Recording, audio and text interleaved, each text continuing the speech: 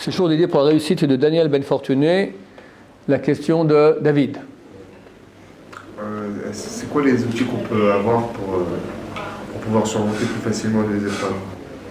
Quel outil pouvons-nous utiliser pour surmonter plus facilement les épreuves?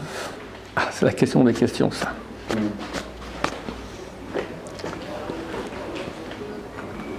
Bon, la réponse, en gros, c'est Hachem.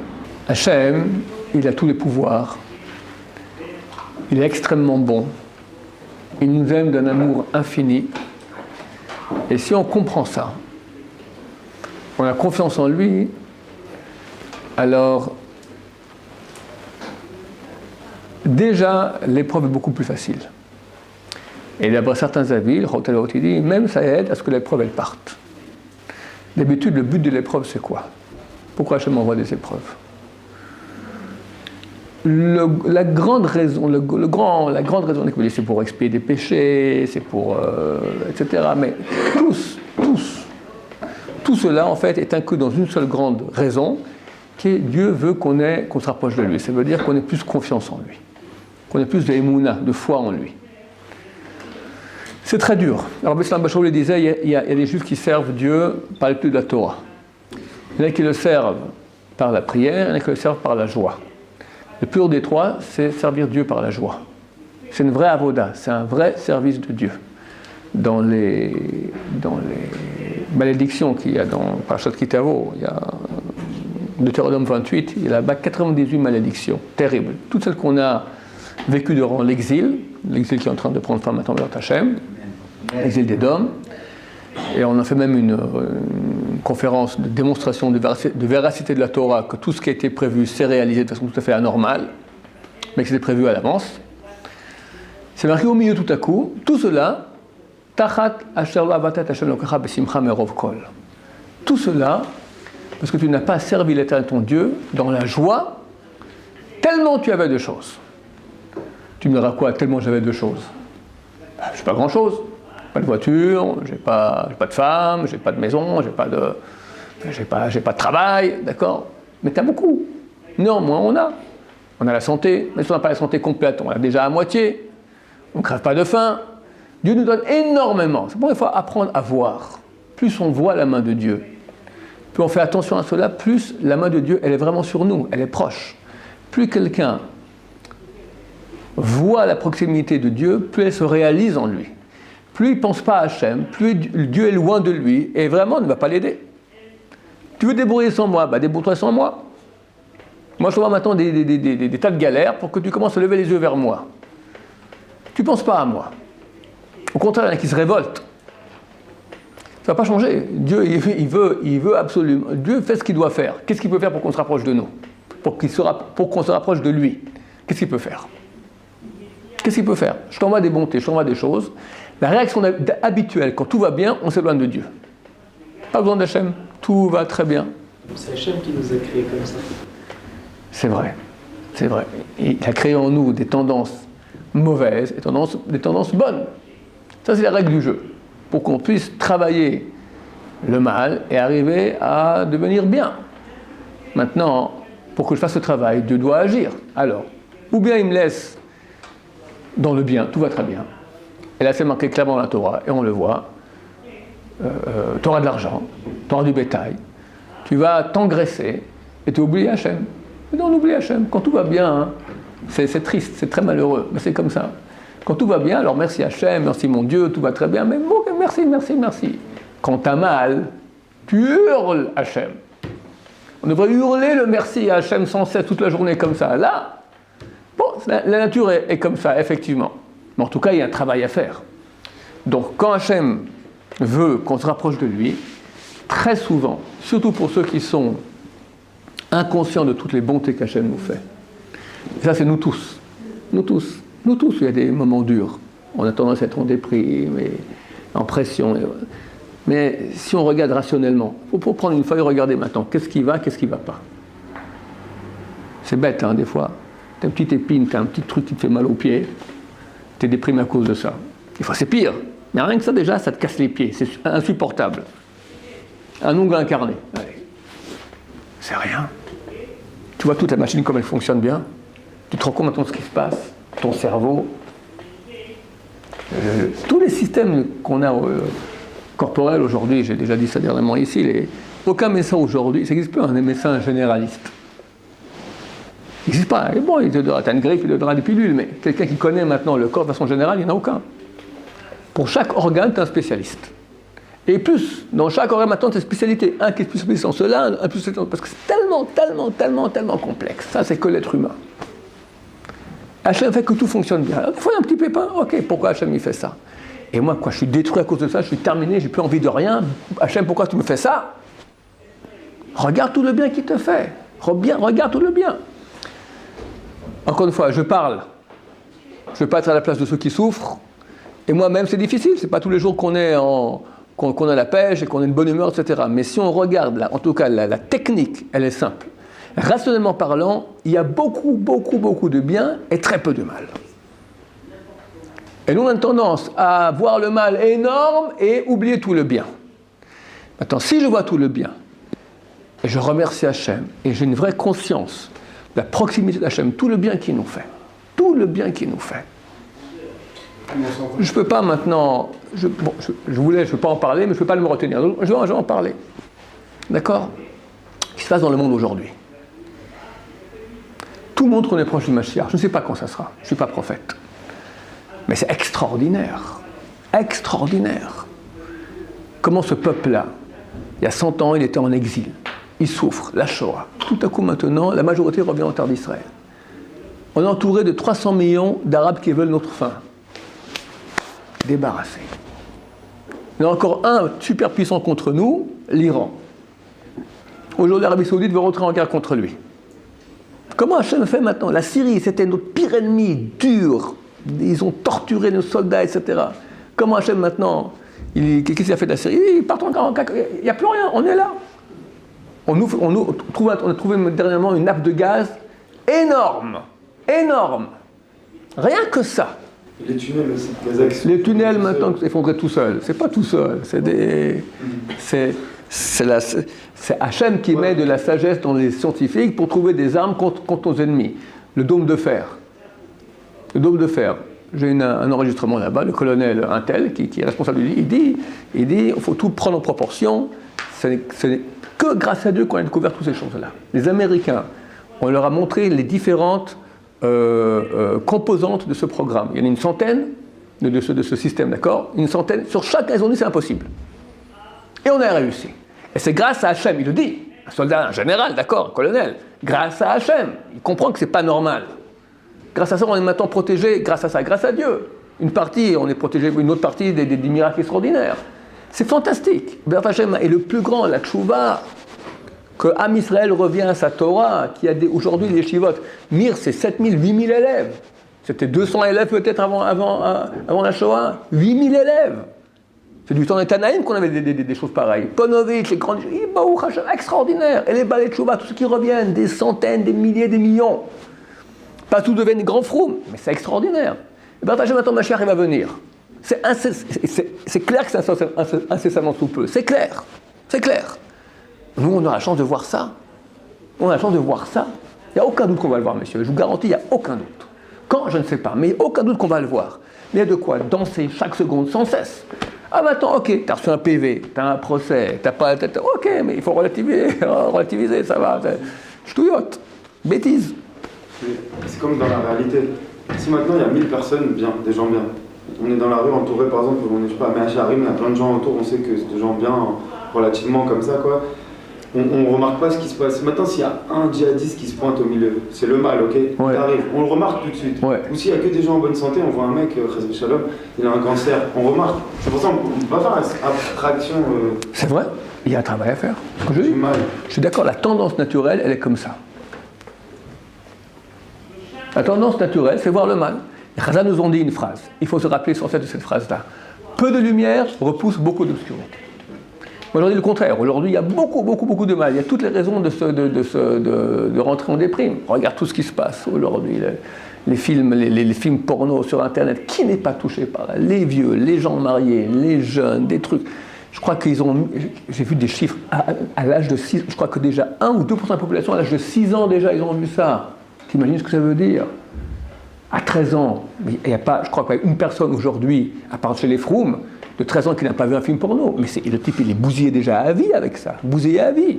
Ça prend des années à se nettoyer d'un truc pareil. Donc il y a un mal énorme. Mal énorme. Alors, on pourrait dire, ok, c'est affreux, c'est terrible. D'un côté, il y a aussi le bien. Il faut voir, il y a un effort à faire pour voir le bien. De façon naturelle, on est poussé. On a chez nous des tendances négatives. Elles nous poussent à la tristesse. Il y a 4 bases chez l'être humain. La terre, l'air, le feu et l'eau. La base de terre, elle nous tire vers le bas. C'est la paresse et c'est la tristesse. Il faut arriver à se battre contre cela. Alors comment on fait? On regarde le bien qu'il y a en nous, on remercie Hachem, et très souvent ça amène une proximité d'Hachem beaucoup plus grande qui va faire que ça va partir, le mal. Il va pas toujours. Mais même si ça ne part pas, au moins je suis avec Hachem. Je suis avec Hachem, ok, alors tout est supportable. Dans les camps, il y avait un rave extraordinaire. Ça, c'est le Admor de Tzanz-Klausenburg, qui a été pris dans les camps. Il a perdu là-bas ses 11 enfants et sa femme. Il est sorti des camps d'Auschwitz vivant. Il est allé à Netanya. Il a créé la Kiryat Tzanz, au nord de Netanya, tout le quartier de Tzanz-Klausenburg. En arrivant à Auschwitz, il a vu là-bas 2 chassidim. Il leur a dit, est-ce que vous croyez qu'Hachem est là aussi? Il leur a dit oui. Vous y croyez vraiment? Oui. Je vous garantis, vous sortirez vivant d'ici. À Auschwitz. Et lui, il a eu là-bas des comportements extraordinaires. Il n'était pas Mechal Shabbat. Il n'a pas été Mechal Shabbat à Auschwitz. Il permettait à Auschwitz de boire du lait non chamour. Quand il y avait du lait, alors il faut que ce soit un lait qui a été trait. Il faut qu'il y ait un œil juif qui ait vu depuis le moment de la traite jusqu'au moment de la consommation que le lait soit sous surveillance. À Auschwitz, tu rêves, d'accord? Alors, dans les pays où il est extrêmement... La loi dit, dans les pays où la législation du pays qui interdit le lait d'animaux impurs tels que de chamelle ou d'ânesse ou de cochonne, alors certains avis, Ashkenazim plus Sfaradim, autorisent. Auschwitz, Pikuach Nefesh, les chrétiens qui ne mangent pas, ils meurent. Il est autorisé. Vu que c'est pas du taref, on a peur qu'il y a eu. Et vu qu'il y a une très peu de chances qu'il y ait là-bas du lait de chamelle à Auschwitz, donc il est autorisé. Lui, il s'autorisait aussi à lui-même.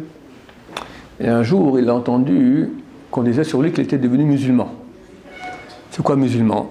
Ceux qui connaissent un peu le vocabulaire des gens dans les camps, musulman, c'était quelqu'un qui est arrivé à un degré de maigreur tellement grand qu'au niveau des fesses, il y avait les fesses s'amairissaient à un point tel qu'on savait que ce type n'avait plus que 3 ou 4 semaines à vivre, après il allait mourir.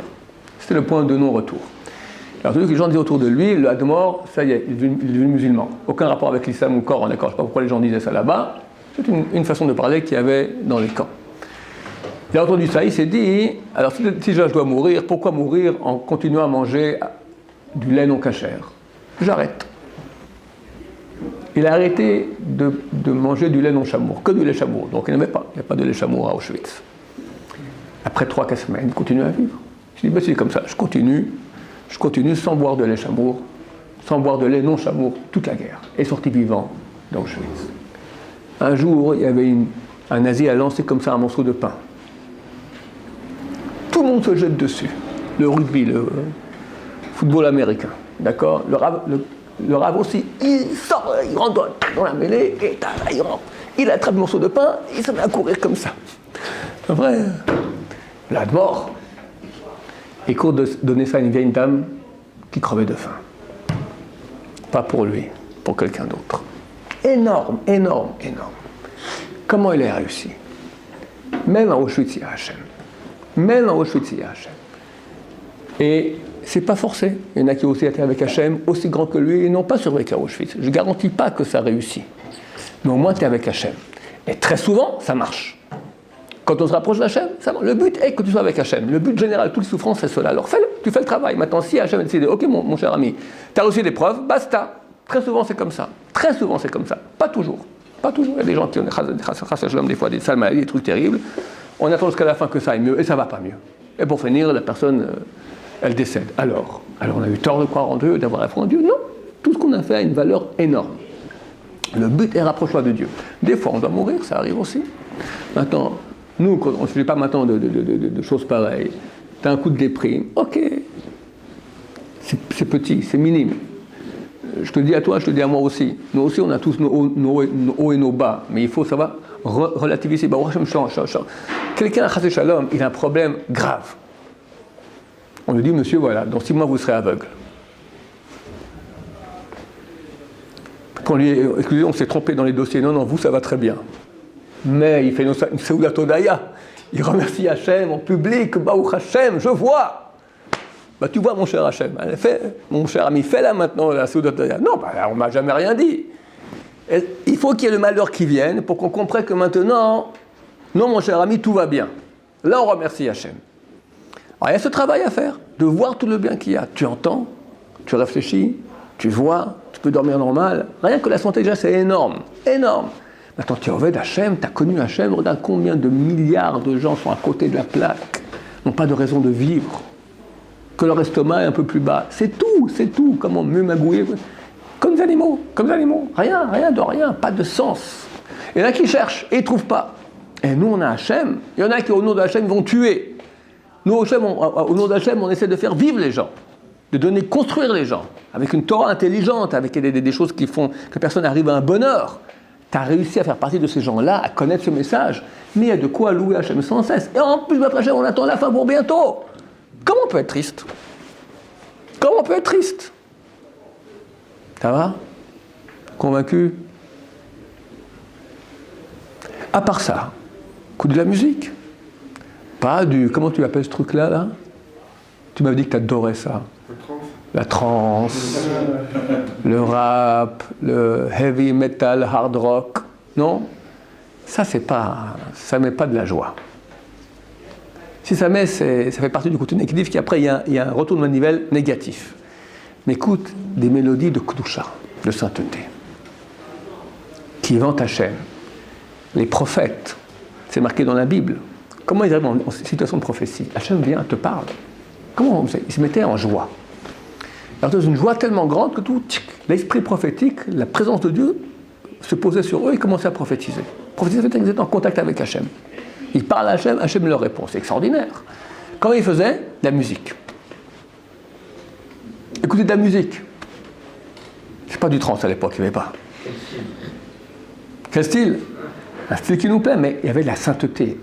C'est pas de la musique, tu m'as vu, je t'ai vu, on s'est vu. D'accord, ça c'est pas des bêtises. La musique, on parle d'Hachem. On parle d'Hachem. En musique, c'est extrêmement... Ceux qui ont fait des fois le Hallel en chantant, ou certaines prières Hachem en chantant, le chant, c'est un véhicule de la prière vers Hachem très très grand. Au temple, il y avait les chants des Lévites. Pourquoi? Nous avons besoin de chansons au temple. C'est un vecteur de prière. La prière par la musique, elle arrive à x50, x100, x1000. On parle à Hachem avec la musique, ça monte très très haut, parce que ça réveille toute la Kedusha qui est en, toute la sainteté, toute notre âme qui est en nous, elle se réveille. Elle se met à chanter à Hachem. Le roi David. Mais c'est le chant ou c'est l'instrument en soi qui est... La musique, avec des paroles de chant à Hachem, c'est un cocktail extraordinaire qui amène la proximité de Dieu à un point tel qu'on peut arriver à la prophétie. C'est écrit dans le verset, et voici qu'a joué le joueur, et l'Esprit de Dieu s'est posé sur lui. Plus de nos jours quand même. Aujourd'hui, on n'a pas la prophétie, mais tu arrives à une proximité d'Hachem, à en pleurer. Alors, ok, la prophétie, c'est deux choses. Il faut que la personne monte. Une fois qu'elle est en haut, Hachem décide qu'il amène la prophétie. Aujourd'hui, il n'y a plus. Hachem a dit, il n'y a plus de prophétie qui descend. Mais comment tu es arrivé à ce niveau? Donc, tu es au niveau d'un prophète. C'est bien. Très bientôt, Mashiach, il arrive, la prophétie reviendra. Hachem. Et là, tous ceux qui seront en haut, on a la prophétie, mais Hachem. Et en musique. Donc, c'est bien écouter de la musique. C'est interdit, normalement. Depuis que le temple est détruit, on n'écoute pas la musique. Mais aujourd'hui, la coutume est de permettre, parce que les gens ont les nerfs fragiles. Ils sont rapidement en tristesse. La tristesse, c'est la pire des choses. Dès qu'on est en tristesse, on n'a plus envie de servir Hachem.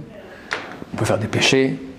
Parce que c'est déjà, alors de toute façon, on n'est pas proche, alors il y a tout qui est, même la prière se fait comme ça, tu n'as pas envie, t'as envie de rien, d'accord? T'es habité par la mort, chas shalom.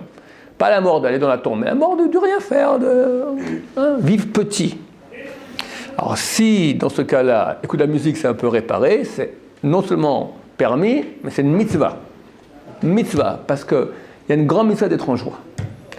La Kabbalah a dit que ce que amène comme impureté sur la personne la tristesse, aucun péché ne peut le faire. Aucun péché peut amener autant d'impureté sur la personne, autant que la tristesse. Hein? C'est pas nous qui comprendrons ça, si on est triste ou pas.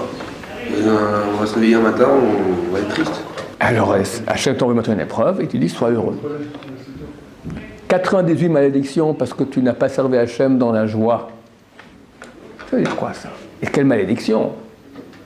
98, c'est pas comme Israël à l'époque, c'était grand, des gens balèzes, ils ont été tous verts. Verts. Tu dis, c'est terrible, c'est la Shoah, l'Inquisition, tout ça. Pourquoi? Manque de joie. Donc ça veut dire que des fois, il y a des épreuves, et Dieu veut qu'on soit en joie, et il a raison. Pourquoi tu es triste? Tu as une bonne raison, tu te lèves un matin, tu es triste, pourquoi? Quel? Mais le but d'une épreuve, quand Dieu envoie une épreuve, il sait très bien que ça va me toucher. C'est clair. Donc, on travaille. Il sait très bien que ça fait mal, il ne va pas, au moment d'envoyer l'épreuve, lui, le but, c'est de voir comment on va réagir dans la tristesse. Donc, c'est juste. On ne va pas dire, je sais que c'est une petite épreuve, c'est rien. Regarde. On n'est pas des omelettes. Que Dieu m'envoie une épreuve, et voilà, tout va très bien. Il y a un travail. Je veux qu'on travaille. Je veux qu'on travaille. On n'est pas obligé de réussir, on est obligé de travailler. Alors Hachem, son travail, Dieu fera qu'on réussira aussi, à la fin. Ça veut dire qu'on peut écouter pendant le Homer aussi? On déprime? Absolument. Quelqu'un qui est déprimé, je crois que même Tcha B'Av, le rabbin il autorise. Une vraie déprime, c'est au lit en train de pleurer, d'accord? Tcha B'Av, tu lui mets de la musique. Quel? Je me demande si on peut écouter de la musique en arabe. Et la musique en arabe, il y a un problème. Parce que toutes les musiques qui viennent des Goïm, elles sont des véhicules de Toum'a. Si ça a été, on a repris cette musique, on a mis des paroles de sainteté, le Rav Ovadia Yosef a écrit une choix là-dessus, que la musique passe en Akdusha et ça devient permis. Alors par exemple, tu as Kaltoum, mais en Kdusha. Tu as Inta Omri, c'est le titre arabe, et tu as, en hébreu, comment ils appellent ça? Kelberoni. D'accord? Voilà, Kelberoni, ça va. Inta Omri, ça va pas. Donc si tu as la musique religieuse arabe, ça veut dire juive, d'accord, pas arabe musulmane, arabe juive, marocaine par exemple, ça va? Yassidi Mulhiba, Dimatsevo fil yeshiva, Talkra betorah habiba, Yaakov behatzera. Ça c'est bon. C'est tout ce que je sais en arabe, c'est tout. Qui peut faire ça? Ça sent Kdusha. Là, je prends ma guitare, je fais une chanson qui est Tchrol et je la mets dans la Kdusha, je peux le faire de mon niveau? Ouais, tu peux. Ouais, tu peux. Dites-moi c'est quand l'heure parce que je n'ai pas de montre. C'est l'heure. Ok, alors que Dieu doit être en joie. Il n'y a plus beaucoup de temps à tirer, B'ezrat Hashem. Il y a toujours la joie partout. Donc il faut vraiment ces jours-là qui sont durs. C'est les jours durs maintenant. C'est la fin des temps.